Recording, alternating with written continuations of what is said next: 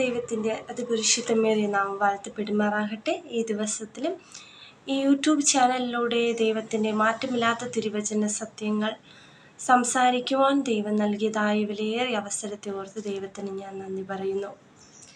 കഴിഞ്ഞ ഒരാണ്ടുകളും നമ്മളെ കർത്താവ് ആയിരുന്ന സ്ഥാനങ്ങളിലൊക്കെ കാത്തു പരിപാലിച്ചു.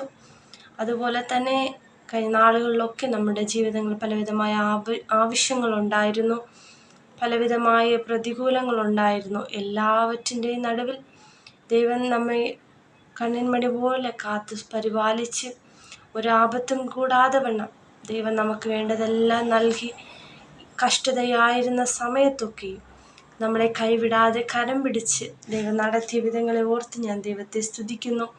നമുക്ക് തന്നെ അറിയാം, ഈ ലോകത്ത് നോക്കിക്കഴിഞ്ഞാൽ പലരും പ്രിയപ്പെട്ടവരെ നഷ്ടപ്പെട്ട് അതുപോലെ തന്നെ പലവിധമായ പ്രതികൂലങ്ങളിലാണ് ആയിരുന്നത്. അതുപോലെ തന്നെ 2025 കാണുവാൻ ആഗ്രഹിച്ച പലരും ഈ ലോകത്തിൽ ഇന്നില്ല. അതുമാത്രമല്ല, പലരും 2025 കണ്ടു എങ്കിൽ പോലും ഇന്നും അവരുടെ ജീവിതത്തിൽ പ്രതികൂലങ്ങളാണ്. പലരും രോഗത്തിൻ്റെ നടുവിലും പല പ്രതികൂലത്തിൻ്റെ നടുവിലും കണ്ണുനീരോടെ ആയിരിക്കാം ഈ 2025 കണ്ടത്. എങ്കിലോ നമുക്ക്, നമ്മുടെ പ്രിയപ്പെട്ടവർക്ക്, നമ്മുടെ കുടുംബത്തിന് ഒരാപത്തോ ഒരപകടങ്ങളോ ഒന്നും കൂടാതെ, നമ്മുടെ കുടുംബത്തിനകത്ത് ഒരു വ്യക്തി പോലും കുറയാതെ നമ്മളെ സൂക്ഷിച്ച് നമ്മളെയൊക്കെയും ഇത്രത്തോളം സന്തോഷകരമായി നിലനിർത്തുന്ന ആ ദൈവത്തിന് എന്നും നമ്മൾ വിശ്വസ്തതയും നന്ദിയുമുള്ളവരായിരിക്കും. ഹല്ലേലൂയ. ഈ സമയത്ത് ഞാൻ നിങ്ങളോടൊരു ചെറിയ ദൈവവചനം സംസാരിക്കുവാൻ ആഗ്രഹിക്കുന്നു. ദൈവം എൻ്റെ ഹൃദയത്തിൽ നൽകിയതായ ചില വാക്യങ്ങളെ നിങ്ങളുടെ മുമ്പിൽ പറയുവാൻ ഞാൻ ആഗ്രഹിക്കുന്നു. അത് നിങ്ങൾക്ക് വിലയേറിയതും വളരെ അനുഗ്രഹമായി തീരുമെന്ന് ഞാൻ വിശ്വസിക്കുകയും ചെയ്യുന്നു. സങ്കീർത്തനം 103 സങ്കീർത്തനം നമുക്കെല്ലാവർക്കും സുപരിചിതമായ ഒരു സങ്കീർത്തനമാണ്. സങ്കീർത്തനം 103 അതിൻ്റെ 1-2 വാക്യങ്ങൾ. എൻ മനമേ യഹോവയെ വാഴ്ത്തുക, എൻ സർവ്വ അന്തരംഗമേ അവൻ്റെ വിശുദ്ധ നാമത്തെ വാഴ്ത്തുക. എൻ മനമേ യഹോവയെ വാഴ്ത്തുക, അവൻ ചെയ്ത സകല ഉപകാരങ്ങളെയും മറക്കരുത്. ആമേൻ.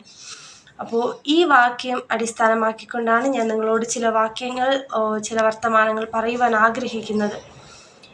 ഈ വചനം എല്ലാവർക്കും വളരെ അറിയാവുന്നതും പിന്നെ വളരെ നമ്മുടെ ജീവിതത്തിനകത്ത് നമ്മൾ അനുഭവിച്ചിട്ടുള്ളതായ ഒരു സങ്കീർത്തനമാണ്. നമ്മൾ പലപ്പോഴും പറയാറുണ്ട്, എൻ മനമേ യഹോവയെ വാഴ്ത്തുക, എൻ സർവ്വ അന്തരംഗമേ അവൻ്റെ വിശുദ്ധ നാമത്തെ വാഴ്ത്തുക. എൻ മനമേ യഹോവയെ വാഴ്ത്തുക, അവൻ ചെയ്ത ഒരു ഉപകാരങ്ങളും നമ്മൾ മറന്നു പോകരുത്. ഈ സങ്കീർത്തനത്തിൻ്റെ ഈ 2 വാക്യങ്ങളും നമ്മൾ ആവർത്തിച്ച് പലപ്പോഴും ഉപയോഗിക്കുന്നതാണെങ്കിൽ പോലും ഈ ദിവസത്തെ കർത്താവ് അതിൽ നിന്ന് ചില കാര്യങ്ങൾ നിങ്ങളോട് എന്നിലൂടെ പറയുവാൻ ദൈവം ആഗ്രഹിക്കുന്നു എന്ന് ഞാൻ വിശ്വസിക്കുന്നു. ഇതിൻ്റെ ആദ്യത്തെ വചനം വായിക്കുമ്പോൾ, എൻ മനമേ യഹോവയെ വാഴ്ത്തുക. നമുക്കെല്ലാവർക്കും അറിയാം, ഈ സങ്കീർത്തനം ദാവീദ് എഴുതിയ ഒരു സങ്കീർത്തനമാണ്. ദാവീദിൻ്റെ ജീവിതം നോക്കിക്കഴിഞ്ഞാൽ നമുക്ക് എല്ലാവർക്കും അറിയാം, ആ ഒരു വ്യക്തിയുടെ ജീവിതത്തിനകത്ത് തൻ്റെ കുഞ്ഞുപ്രായം മുതൽ അതുപോലെ തന്നെ താൻ ആയതിനു ശേഷവും തൻ്റെ ജീവിതത്തിൽ താൻ കടന്നുപോയതായ ഒരു സാഹചര്യം എന്ന് പറയുന്നത് വളരെ പ്രതികൂലങ്ങളും വളരെ വേദനയേറിയതുമാണ്. കുഞ്ഞുനാളിലെ നമുക്ക് നോക്കിക്കഴിഞ്ഞാൽ ദാവീദിനെ തൻ്റെ അപ്പനോ തൻ്റെ സഹോദരങ്ങളോ അവനെ ഒരു നിലയിലും പരിഗണിച്ചിട്ടില്ലായിരുന്നു. എല്ലാവരെക്കാളും ഒറ്റപ്പെട്ടവനായി, എന്നാലോ ദൈവസന്നിധിയിൽ വളരെ പ്രാർത്ഥനയോടും വിശ്വസ്തയോടുകൂടി ആയിരുന്ന ഒരു ബാലനായിരുന്നു ഈ ദാവീദ്.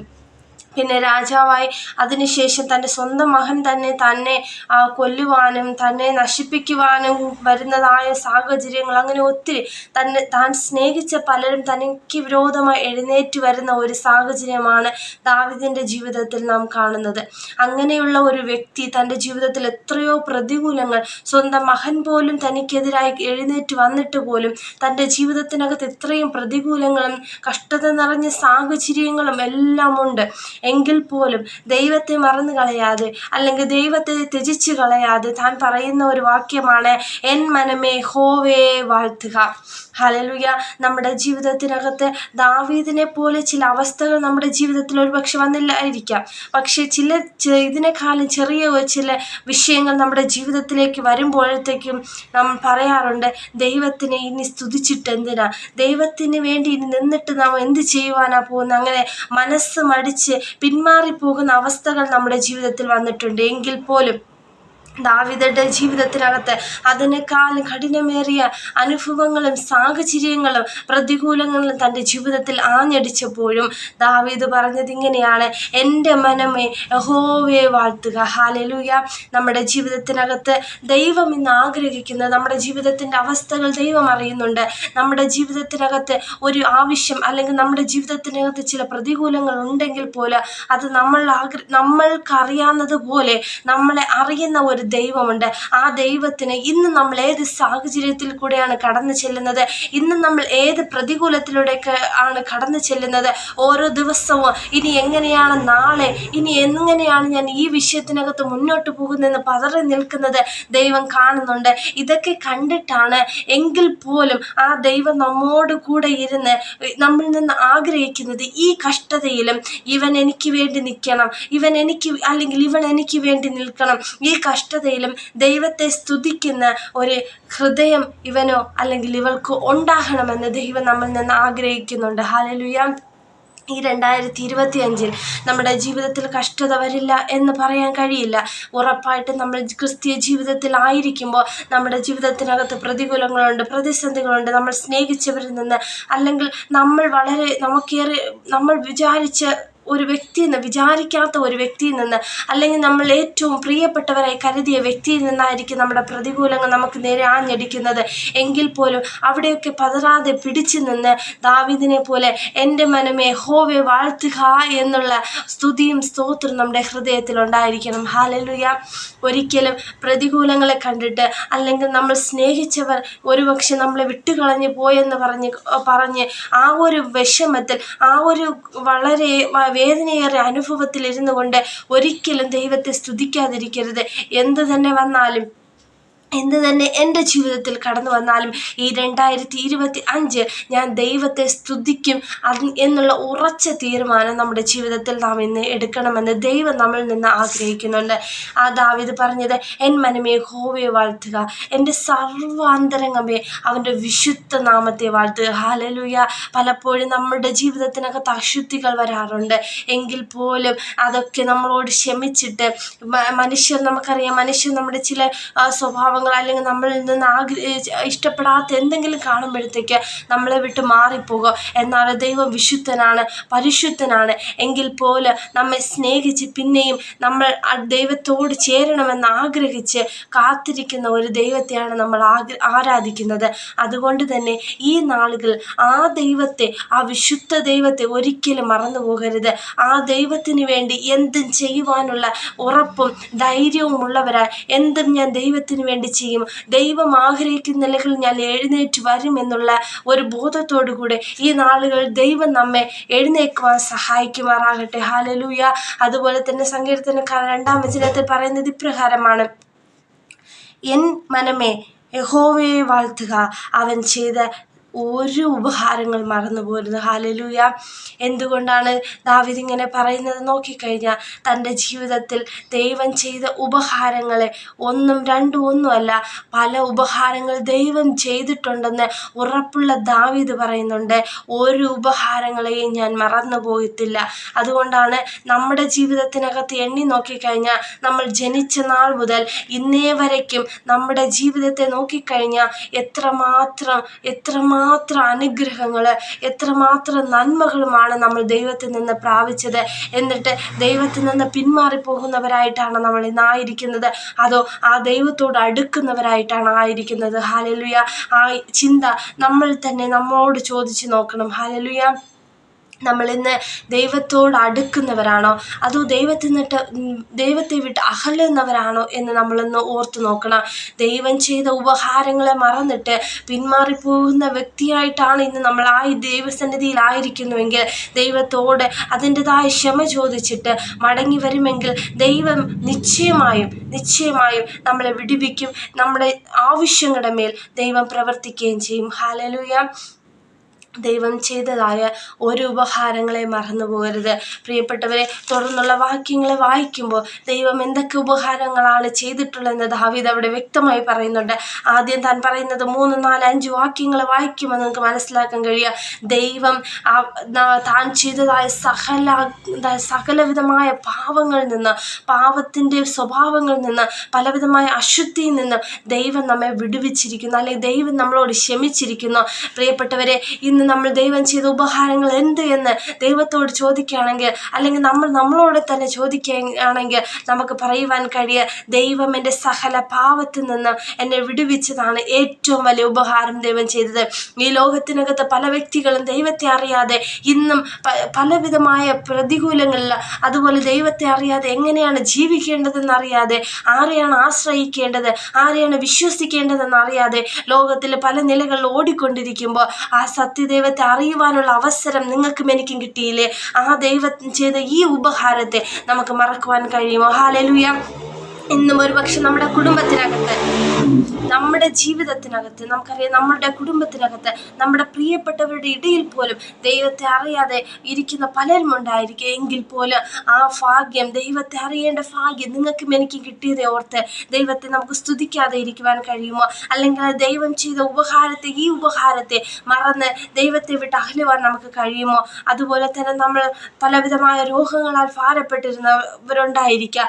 അങ്ങനെ ഇരുന്ന സാഹചര്യങ്ങൾ, ആ രോഗങ്ങളെല്ലാം മാറ്റി ഒരുപക്ഷെ ആ രോഗക്കിടക്കയിൽ നമ്മളെ പ്രിയപ്പെട്ടവരൊക്കെ നമ്മളെ വിട്ട് അകന്നു പോയേക്കാം. ഒരുപക്ഷെ അവർ ഇനി എന്നെ കൊണ്ട് നോക്കാൻ കഴിയത്തില്ല, എന്നെ കൊണ്ട് ആവതോളം ഞാൻ ചെയ്തിട്ടുണ്ടെന്ന് പറഞ്ഞ് പിന്മാറിപ്പോയേക്കാം.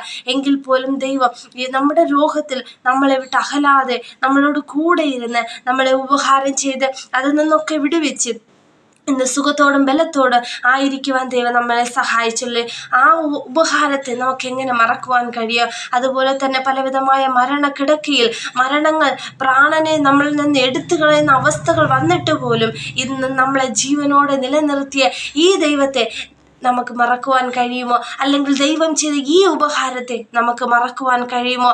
ദൈവം ചെയ്ത ഓരോ നന്മകളെയും ഓർത്ത് നമുക്ക് എങ്ങനെ ദൈവത്തെ സ്തുതിക്കാതിരിക്കുവാൻ കഴിയുക? പ്രിയപ്പെട്ടവരെ, ഈ 5-ാമത്തെ വാക്യം നമ്മൾ വായിക്കുമ്പോൾ ഞാൻ പറയട്ടെ, 2024 വർഷം നമ്മളൊന്ന് ചിന്തിച്ച് നോക്കുമ്പോൾ പലവിധമായ ഉപഹാരങ്ങൾ നമ്മുടെ ജീവിതത്തിൽ ചെറുതും വലുതുമായി പലതും ദൈവം നമ്മുടെ ജീവിതത്തിൽ ചെയ്തിട്ടുണ്ട്. എങ്കിൽ പോലും പലപ്പോഴും നമ്മൾ ദൈവത്തെ മറന്ന്, ദൈവസന്നിധി വിട്ട് അകന്ന്, ദൈവത്തെ വിട്ട് പിന്മാറിപ്പോയ അവസ്ഥകൾ പലതുമുണ്ട്. എങ്കിൽ പോലും ദൈവം നിങ്ങളെയും എന്നെ സ്നേഹിച്ച് ഇന്ന് ഈ 2025 കാണുവാൻ നമ്മളെ സഹായിച്ചില്ലേ? ആ ഉപഹാരത്തെ നമുക്ക് ദൈവത്തിൽ നിന്ന് മറക്കുവാൻ കഴിയുമോ? ഈ ഉപഹാരത്തെ ദൈവം ചെയ്ത ഈ ഉപഹാരത്തെ മറക്കുവാൻ കഴിയുമോ? പ്രിയപ്പെട്ടവരെ, 2025 എനിക്ക് കാണണമെന്ന് വളരെ ആഗ്രഹത്തോടെ ഇരുന്ന ചില വ്യക്തികൾ ഉണ്ടായിരുന്നേക്കാം. പക്ഷെ ഒരുപക്ഷെ അവർക്ക് ഈ 2025 കാണുവാൻ കഴിഞ്ഞില്ല.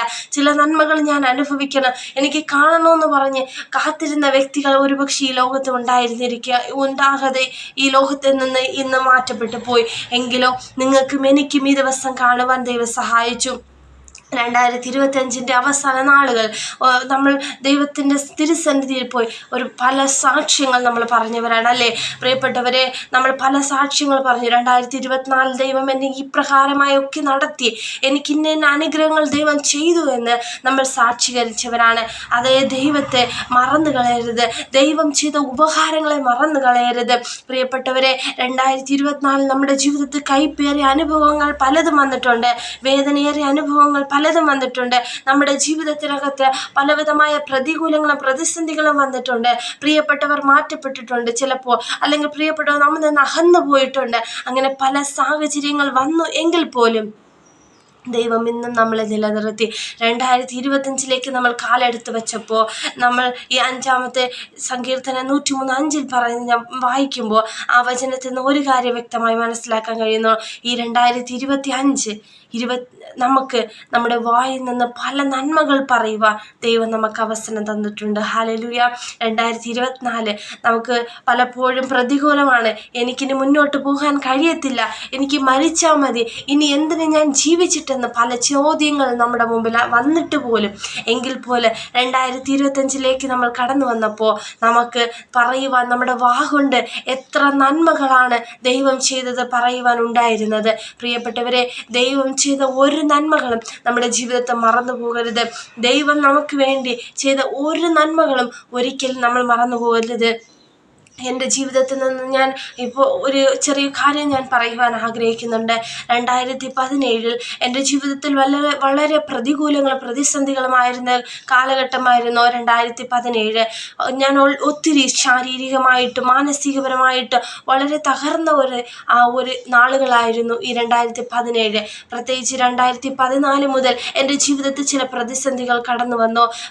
പലവിധമായ പ്രതിസന്ധികൾ, വീട്ടിൽ സമാധാനമില്ല, അതുപോലെ തന്നെ എനിക്കൊരു സന്തോഷമില്ല, വീട്ടിനകത്തുള്ള സമാധാനക്കേടുകൾ, ഇങ്ങനെയുള്ള പല പ്രതികൂലങ്ങൾ, അതുപോലെ തന്നെ എൻ്റെ ശാരീരികമായിട്ടുള്ള ചില ബലഹീനതകൾ, ഇങ്ങനെ പലതുമായി ഞാനിങ്ങനെ മുന്നോട്ട് പോകുമ്പോൾ എനിക്ക് ഓരോ നാളും എനിക്ക് വളരെ കഷ്ടവും വളരെ എനിക്ക് കൈപ്പേറിയ നാളുകളുമായിരുന്നു ഈ 2014 മുതൽ ഉള്ള നാളുകൾ. 2017 വന്നപ്പോൾ എനിക്ക് പിടിച്ചു നിൽക്കാൻ കഴിയാതെ വന്നു. എനിക്ക് സാഹചര്യങ്ങളെ നോക്കിക്കഴിഞ്ഞാൽ എനിക്കിനി മുന്നോട്ട് പോകാൻ കഴിയത്തില്ല. ഞാനിനി എന്തിനാണ് ജീവിക്കേണ്ടത്, എന്തിനാണ് ഞാൻ ഇനി മുന്നോട്ട് പോകേണ്ടത്, എനിക്ക് ആരുണ്ട്? ചില സാഹചര്യങ്ങൾ എൻ്റെ മാതാപിതാക്കൾ എൻ്റെ കൂടെ ആയിരുന്നു എങ്കിൽ പോലും ഒരു പരിധിക്കപ്പുറം അവർക്ക് എന്നെ ആശ്വസിപ്പിക്കുവാൻ കഴിഞ്ഞില്ല. ആ സമയത്ത് പരിധിക്കപ്പുറം അവരും എന്നെ വിട്ട് അകന്നുപോയ സമയത്ത് അവരെ കൊണ്ട് ഇനി കഴിയുന്നില്ലെന്ന് കണ്ടപ്പോൾ എനിക്ക് തന്നെ എന്നോട് തോന്നി, ഇനി ഞാൻ ആർക്ക് വേണ്ടിയാണ് ജീവിക്കേണ്ടത്? എനിക്ക് ഒരു വ്യക്തി പോലും എന്നെ സഹായിക്കുവാനോ എൻ്റെ അവസ്ഥയിൽ ഇനി ഇതിനേക്കാൾ മുന്നോട്ട് ഇനി എത്ര കാലം ഇങ്ങനെ ആയിരുന്നാലും ഈ അവസ്ഥയിൽ നിന്ന് എനിക്ക് മുന്നോട്ട് പോകുക എന്നെ ആര് സഹായിക്കുമെന്ന് പതറിപ്പോയ അവസ്ഥകളുണ്ടായിരുന്നു. ഇനി ഞാൻ എന്തിനാണ് ജീവിച്ചിട്ട്, എൻ്റെ ജീവിതത്തിൻ്റെ അർത്ഥം എന്താണ്? അങ്ങനെയൊക്കെ പല ചോദ്യങ്ങളുമായി എൻ്റെ മുമ്പിൽ പല ചോദ്യങ്ങളുണ്ടായിരുന്നു. എങ്കിൽ പോലും ആ സമയത്ത് എനിക്കിനി എന്ത് ചെയ്യണമെന്ന് പതറി നിന്ന സമയത്ത് ഞാൻ പലപ്പോഴും ആത്മഹത്യക്ക് ശ്രമിച്ചിട്ടുണ്ട്. ആത്മഹത്യ ചെയ്ത് ഇനി ഈ ലോകത്ത് നിന്ന് ഞാൻ ഇനി ജീവിക്കേണ്ട, ഈ ലോകത്ത് നിന്ന് ഇനി എനിക്ക് പോയാൽ മതി, എനിക്കിനി ഈ വേദനകളൊന്നും സഹിക്കാൻ വയ്യെന്ന് പറഞ്ഞ് ആത്മഹത്യ ചെയ്യുവാൻ പലപ്പോഴും ഞാൻ ശ്രമിച്ചിട്ടുണ്ട്.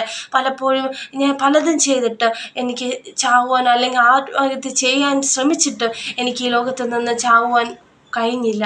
എനിക്ക് അപ്പോഴൊക്കെ ഞാൻ ചോദിക്കുക, ഇത്രയും ഞാൻ ചെയ്ത് നോക്കുന്നുണ്ട്, ഞാൻ ആത്മഹത്യക്ക് പലപ്പോഴും ഇങ്ങനെ ചെയ്ത് നോക്കാറുണ്ട്, ഞാൻ ഇനി മരിച്ചാൽ മതിയെന്ന്, എന്നിട്ട് ഞാൻ മരിക്കുന്നില്ല. എന്നോട് തന്നെ ഞാൻ ചോദിക്കുക, എന്തുകൊണ്ട് ഞാൻ മരിക്കുന്നില്ല?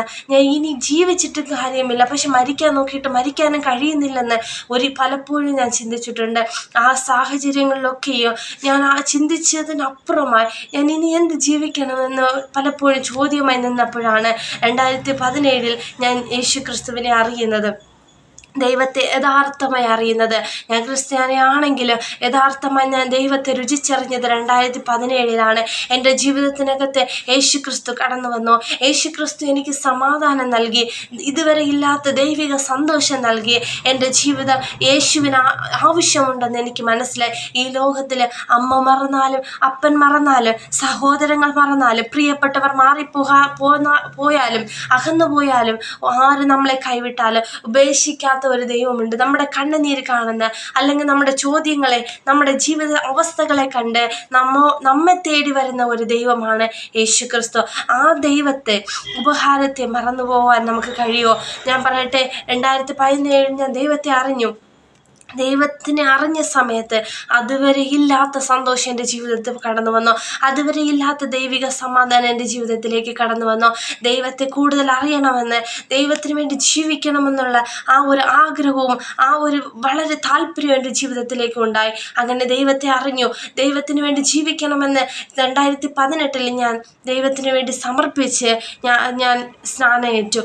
അതുപോലെ തന്നെ പല പ്രതികൂലങ്ങൾ എൻ്റെ ജീവിതത്തിൽ ആഞ്ഞടിച്ചിട്ടും ദൈവത്തിനെ ഞാനിങ്ങനെ രക്ഷിക്കപ്പെട്ട് ദൈവത്തെ അറിഞ്ഞ സമയത്ത് പല പ്രതികൂലങ്ങൾ കടന്നു വന്നു. അവസാനം എങ്കിലും അതൊക്കെ പിടിച്ചു നിന്നു. എന്നിട്ട് ദൈവത്തിന് വേണ്ടി ജീവിക്കണമെന്ന്, ഇനിയും ദൈവത്തെ കൂടുതലായി അറിയണമെന്ന് 2019 ഞാൻ ദൈവവചന പഠനത്തിലേക്ക് കടന്നു ചെന്നു.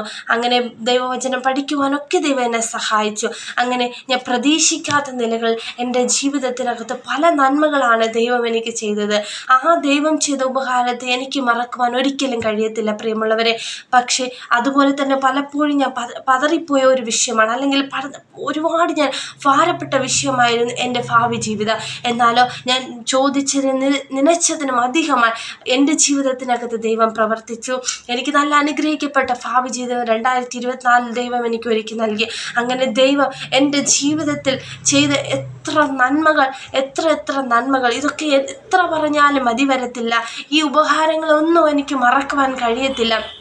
അതുകൊണ്ടാണ് ഞാൻ പറഞ്ഞത്, പ്രിയമുള്ളവരെ, ദൈവം ചെയ്ത ഉപകാരങ്ങളെ ഒരിക്കലും നമ്മൾ മറന്നു പോകരുത്. ദൈവസന്നിധിയിൽ എപ്പോഴും നമ്മൾ ദൈവത്തിന് വിശ്വസ്തതയുള്ളവരായിരിക്കണം. നമ്മുടെ ജീവിതത്തിനകത്ത് ചില പ്രതികൂലങ്ങൾ വരുമ്പോൾ, പ്രതിസന്ധികൾ വരുമ്പോൾ ദൈവത്തെ വിട്ട് അകന്നു പോകരുത്. മറിച്ച് ദൈവത്തിന് വേണ്ടി വിശ്വസ്തതയുള്ളവരായി നിലനിൽക്കണം. കർത്താവ് ചെയ്ത ഒരു ഉപകാരങ്ങളെ നമ്മുടെ ജീവിതത്തിൽ മറന്നു പോകരുത്.